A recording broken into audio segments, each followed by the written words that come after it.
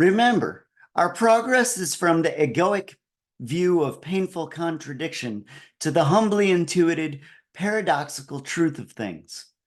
This isn't at all easy. It's worth giving some attention to the way that when Jesus calms the storm, what starts as a ghost and becomes real isn't something that we can enduringly other. When we want everything on God's terms and timing, not just what we prefer on our own terms, we take Jesus into our bodies. Jesus appears as a ghost, then becomes real. Our egos appear as ghosts as well. And as we breathe, listen, and feel, the embodiment in the paradoxical present moment becomes an increasingly urgent call. Our egos, with their attachments, aversions, attractions, and cravings, with their resentments and remorse and shame and blame, with pulls toward dark and light that seem so strong as to appear sentient and other, these are all one hell of a calamitous little deluge. It should be possible to look straight at the chaos, but the terror quotient in the whole thing makes even that initial step otherworldly difficult. Using the lower self to compulsively pursue cravings, owing to all that the maneuver costs us in terms of anxious kickback, remorse, and resentment, this gets real old ultimately.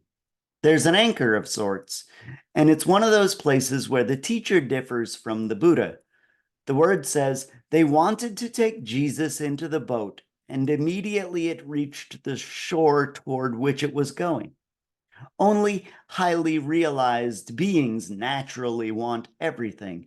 The rest of us develop the emotional muscle of virtue precisely because learning the lessons contained in aversion requires presence, grounding in the body, and decision-making with the higher self, even to render ourselves basically receptive to the cosmic curriculum. Using the higher self to voluntarily embrace everything, practitioners journey from intellect to intuition, from knowledge driven by reason to wisdom driven by revelation. When we're attuned to the paradox of the Logos, a sort of Gandhi-esque figure ground reversal occurs. Recall that Gandhi said, "I used to believe God is love. Now I believe that love is God." Similarly, for us who practice with the teacher, what started as "I am the bread of life" becomes life itself is bread, and bread is a person. Doing the work of anchoring in positive sensation, of sitting with our aversions till the energy shifts, of gently directing our attention to an empowering narrative, this is just basic showing up for life. It's the basic use of the ears for hearing, basic use of the eyes for seeing. Christian Tantra is just this, the ingathering of the senses past the point when the ego goes quiet. Keep listening, says the teacher, but do not understand. Keep looking, but do not comprehend. Looking deeply at the desire and need themselves, the us who does the looking gradually elevates until self and Christ are indistinguishable. Christ hands all things over to the Father. In the Trinity, we live and move and have our being, and we're left quiet, able to hear the sound of the wind. Beginning with things like strangers, the homeless, and the sacraments, the teacher ultimately made himself literally present in all that is seen and unseen. Life itself is just waiting for us to drop the veil of self and hang out in that place where we're not two. The lower self is a person. The higher self is a person. The God who blinks first in all creation is a person as well. On the level of ideas, the Logos plays the music, and we're all just dancing in a cosmic circle. Let's not get bamboozled into thinking the parts of us that superegos judge, the ones they call bad, naughty, or evil, aren't also a part of us and acceptable to God.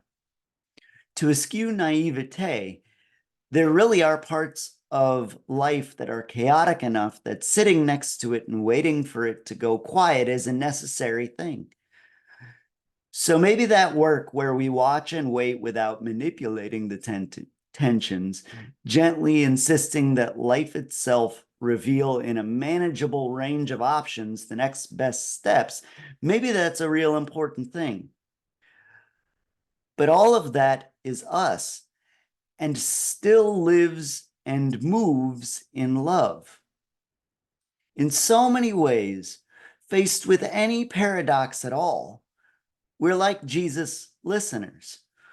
We're a people formed to reject cannibalism, listening to a teacher who says we need to eat his flesh and drink his blood. The answer to, does this offend you, is a resounding hell yes, twice.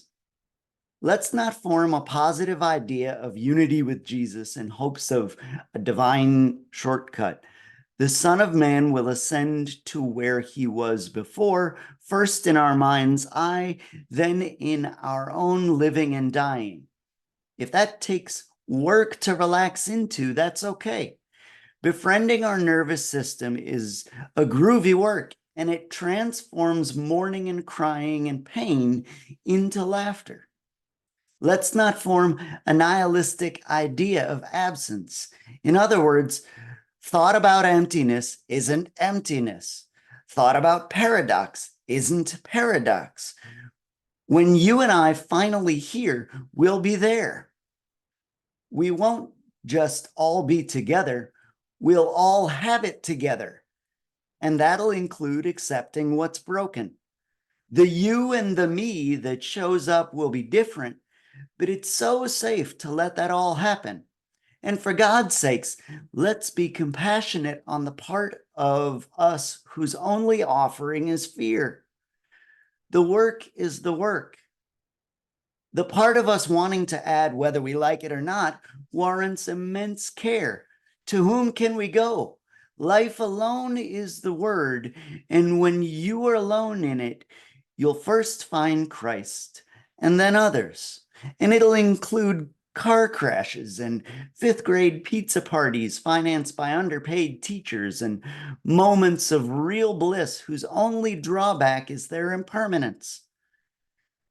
When it goes the way of all the earth and opens into awe, when we become the guru who is calling to us, there will be no doubt